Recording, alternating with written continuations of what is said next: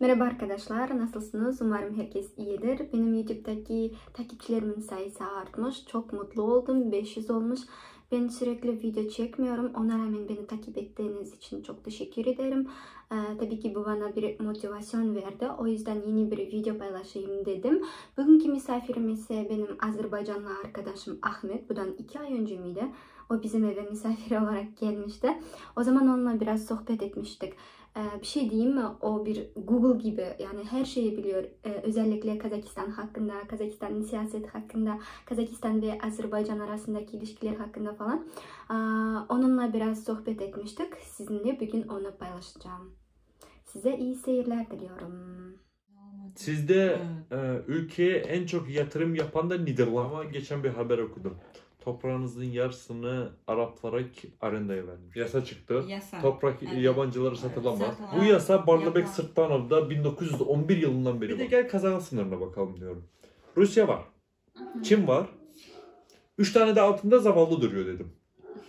Yani ben Özbek sınırından geçtim. Açık konuşacağım. Özbek Kazakistan'a eli boş geliyor. Cebinde parayla, şu kadarcık parayla geliyor. 200 dolar ama şu kadarcık para. Oyuncakları alıyor, geri gidiyor. Bunu niye Kazakistan'da yapıyor?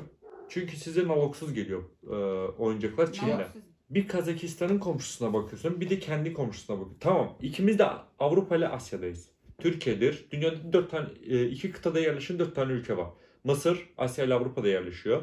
Türkiye, Asya ile Avrupa'da yerleşiyor. Azerbaycan, Asya ile Avrupa'da yerleşiyor. Atrao'dan dolayı Kazakistan, Asya ve Avrupa'da yerleşiyor. Ve Kazakistan, Orta Asya demeyeceğim, Türkistan bölgesindeki tek ülkedir ki Avrupa'da yerleşiyor. Bundan dolayı da Avrupa'nın en uzakta yerleşen ülkesi Kazakistan'dır. Yani 2 kıtada yerleştiği için. Türkçe mi? Kazakça, Türkçe karıştırarak konuşabiliriz. Tamam. Yani Ben Azerbaycan ve Kazakistan arasındaki şimdiki ilişki nasıl, sen dedin ya. Ya tamam. Oldu. Şimdi Ermeni'yi gösterdikten 1991'den itibaren başlatmanın anlamı yok. Sadece iki ülke arasındaki ilişkiler 1992 yılında kurulmuş. Kurulduğundan bugüne kadar ilişkilerde hiçbir sorun olmamıştır. Kazakistan ODKB'nin müştesi bolğanı sebebime kişkene bizden halk arasında popüler yemiz. Kazakistan başka Türk ülkeleriyle salыстырганда, ya? Başka Türk ülke negizinde bizden elde halk arasında en tanımal Türkiye koy. Endi mына сұрақ. Осы biz жаңағы Armeniyani көрсеттік қой, Armeniyanın туын. Сөйтіп sizдің медиаларыңыздан көрсетті, ya? Azerbaycan'ın medyasından Şimdi medya emez, Facebook'ta önemli әлеуметтік желіде көп таралған бұл мәселе, бірақ бұл кері әсер етті. Keri әсер etті, халық арасында қатты әсер etті бұл. Енді халықтың өзі Қазақстанға және Түркменстанға ренжіген сияқты. Қарабақ мәселесі біз үшін аса маңызды мәселе болғандықтан, халық бұл мәселеге арнайы dikkatli destek bekliyordu. Evet, қолдау күтті. Бірақ сол қолдауды көрмегендіктен сізге қатты ренжіген. Біріншіден ел ретінде, екіншіден халық ретінде. Я, дұрыс, мен әлеуметтік желіде сіздің халықтың жеке пікірлерінде біз Әзербайжанның өз хақ соғысында жанындамыз дегенді көрдім. Ал еліңіздің ашық түрде Әзербайжанның жанындамыз дегенді көрген жоқпын. Біріншіден Армения мен Қазақстан стратегиялық серіктес. Олар екеуі де ОДКБ мүшесі. Ал екі ел өз арасындағы мәселені өзі шешсін деген Арменияны бұл әрекетini қолдаған жоқпыз. Әзербайжан өз топырағын қайтарып жатқан үшін бұл соғысқа кіріспейміз деген мағынаны түсіндім. Бұл өзі Әзербайжанның қолдаған мағынада. Бұны біздің халық түсінбейді. Бірақ халыққа бұны ашық түрде айтқан, түсіндірген адам да жоқ. Енді Қазақстан жағынан қарағанда, я, Қазақстан өз қолынан келгенін ең жақсысын жасаған. Бірақ бұл мәселені біздің эксперттер болсын, Сол әлсіз болған сияқты, яғни Иә. талдап, түсіндіріп, мысалы сіз түсініп отырсыз оны, Иә. оның Армениямен серіктес екендігін. Аха. Бірақ оны қарапайым халық түсінбейді. Және түсіндірген адам да жоқ оған. Яғни басқа елдерге. Ахмет, сіз қазақшаны қайдан үйрендіңіз? Менің негізінде қызығушылығым көп уақыттан бері бар еді. Бірақ өзім 2018 жылында Қасиетті Түркістан қаласына барып, халықаралық Қожа Ахмет Яссауи атындағы халықаралық қазақ түрік университетінде бір айда ғана қазақ тілін үйренуге бастадым. Әлі де жалғастырып жатырмын. Осы қазіргі деңгейге жету қаншалықты қиын болды, яғни қанша уақытта меңгердіңіз? Толық меңгеру үшін 3 ай жетті. Себебі біздің тілдеріміз алыс емес, түбіріміз бір. Ал қазақ пен Әзербайжан тілдерінің грамматикасы да бір түбірден келген.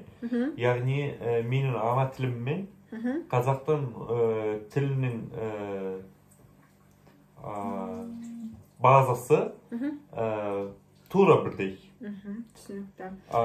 Бірақ сіздегі фонетикалық айырмашылық емес ол реттілік. Ол маған кішкене қиын болды. Ал мысалы Әзербайжандық емес түрік болса едім, маған қатты қиын болар еді. Мысалы әрпін айту, х әрпін айту. Яғни біздің төл дыбыстарымызды айту. Төл 9 дыбысымыз бар емес пе? Иә, дұрыс айтасыз. Әліпбиінің ұқсастығы маған қатты көмектескен. Түсінікті. Қазіргі жазып жатқан диссертацияның тақырыбы қандай еді? Алаш қозғалысы және Әзербайжан Халық Республикасы салыстырмалы талдау. Бұл аса маңызды мәселе, себебі өкінішке қарай тәуелсіздігіміздің 30 жылында әлі күнге дейін елдерімізде бір-бірімізді зерттеген тақырыптар жоқ. Түсінікті. Алаш туралы бір қазақтан артық білемін деп ойлайсың ба өзіңді? Бұл қатты қиын сұрақ. Неге? Жоқ деп ойлаймын. Бірақ провокациялы тұрмыс. Мысалы, Барлыбек Сырттановты танисыз ба? Әрине Барлыбек Сырттановты танимын. Алаш ардагерлерінің бәрін бір топ түрінде танып алу керек. Барлыбек Сырттанов не істеген енді? Қазақстан Республикасының алғаш конституциясын жазған кісі. Барлыбек Сырттановтың өзі шетелде оқыған, жас кезінде бұл конституцияны жазған. Сол уақыттағы, сол кездегі Ресей императорлығының астанасы Петроград қаласында оқыған еді. Қателеспесем, сіз соның конституциясын аударып алдым, диссертациямда түркішеге аударып алдым барлығы. Латын алфавиті туралы айтайықшы. Латын әліпбиіне өту мәселесі бұл енді өткен заманнан бастап айтсам 2014 жылы қателеспесем елбасы Нұрсұлтан Назарбаев басқарған кезде Қазақстан еліңіздің атауының қазақ елі деп ауыстыру деген мәселе бар еді. Сол кезде мен ауыстырылсын деп таңдаған едім, ой берген едім. Ал өкінішке қарай кейбір себептер бойынша ол қабылданған жоқ. Содан кейін латын әліпби мәселесі мен үшін қатты маңызды. Біріншіден, екеумізде түркі халқымыз, екіншіден біздің бір-бірімізде біріншіден бауыр, екіншіден де стратегиялық серіктес ретінде танып алуымыз керек. Бір-бірімізді түсініп, бір-бірімізбен бірлесіп, күштерімізді күшейтуіміз керек. Латын әліпби аса маңызды, себебі латын әліпби бізге әрқашан қауіп келтірген көршінің мәдениетімен байланысты. Соңғы нұсқасы ұнады ма, көңіліңнен шықты ма? Бұрынғы нұсқаларға қарағанда ұнады, бірақ әлі де проблемасы бар деп ойлап жүрмін. Мысалы, қандай проблемалар? Х және Х таңбасы. Х. Г ма, ғарышкер? Х. Қахраман дегенде Х.